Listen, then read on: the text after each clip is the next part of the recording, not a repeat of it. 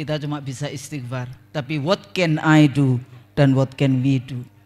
Kalau kita kembali lagi kepada konstruksi negara Republik Indonesia, kita bahas tentang kedaulatan negara, kedaulatan budaya, kedaulatan politik, kedaulatan wilayah, kedaulatan ekonomi, dan terakhir dignity bangsa kita. Masih adakah hari ini kebanggaan kita menjadi warga dan menjadi bangsa Indonesia? Ini pertanyaan hari ini. Karena apa? Karena kedaulatan kita hari ini sudah dijual dengan harga murah tanpa rasa malu kepada asing dan asing. Ini persoalan. Ya. Tapi biasanya kan the founding fathers and mothers bangsa kita. Jadi jangan lupa dalam pemilu nanti ada 50% kurang dikit pemilihnya perempuan. Jadi jangan lupa siapapun nanti jadi rezim, kalau kita ingin perubahan untuk juga memperhatikan isu perempuan dan anak-anak dan keluarga.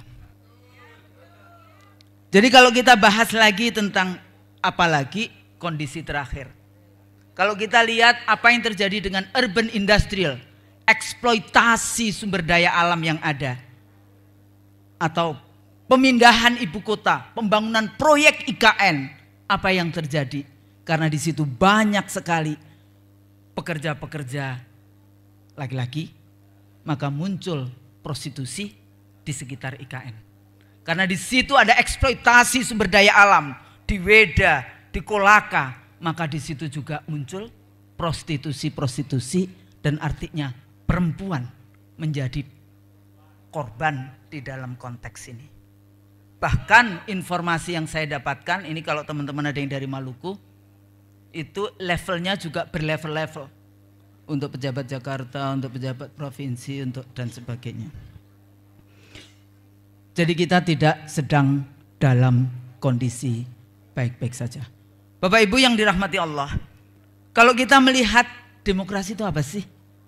Kenapa kita ngikut demokrasi? Atau kalau kita baca demokrasi seperti baca ayat Al-Quran seperti itu.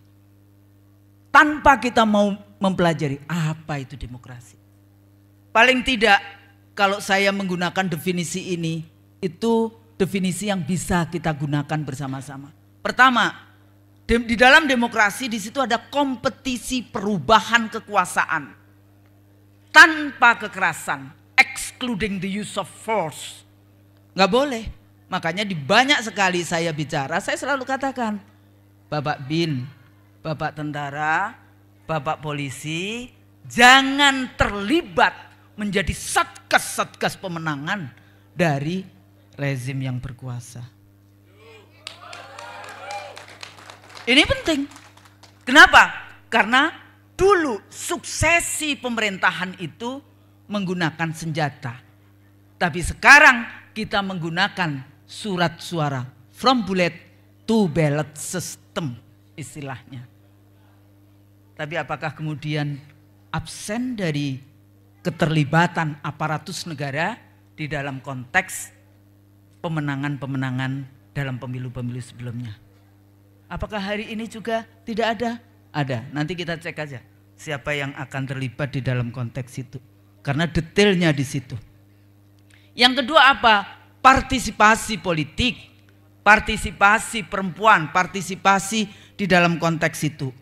Tapi hati-hati, karena hari ini ternyata ada warga masyarakat yang menemukan bahwa DPT-nya itu ada 52 jutaan yang janggal. Saya masih minta tolong kepada kawan-kawan ini untuk membersihkan data itu. Karena ada data yang usia di atas 100 itu banyak sekali. Usia 10 tahun ikut pemilu juga ada. Ada nama yang ada cuma 2 kata, 2 huruf AA atau apa kayak gitu. Ada juga banyak sekali yang tidak ada RT dan RW. Kenapa DPT ini penting? Karena disinilah letaknya kalau kita gunakan teori the liberal Machiavellian election, pemilu terbuka tapi penuh dengan tipu muslihat. Salah satu tipunya adalah dengan DPT. Apakah DPT itu digelembungkan? Apakah diciutkan? Nah ini juga sangat penting karena paling tidak pada saat lesson learn 2004, saya paling takut ada 155 jutaan pemilih. Bagaimana nanti kalau saya dihisap di akhirat sana? Kalau kemudian kita salah di dalam menghitung hasil maupun menghitung pemilih di Indonesia. Tapi hari ini kita pemilunya menggunakan KTPL. KTP itu tidak didesain untuk memilih. Itu penduduk. Penduduk itu bisa warga negara Indonesia, bisa warga negara asing. Kalau tadi dikatakan Bang Nursi misalnya bicara tentang TKA. Cek itu pintu-pintu TKA yang ada. Keluar dia dikasih KTPL. Ini adalah alat di mana kita apakah pemilu itu akan free and fair ataukah itu adalah fabricated election. Pemilu yang sudah disiapkan siapa yang menang. Yang ketiga apa? Yang ketiga adalah civil and political liberties. Kebebasan sipil dan politik, kebebasan menyatakan pendapat, kebebasan berserikat, kebebasan pers. Tapi apa yang terjadi?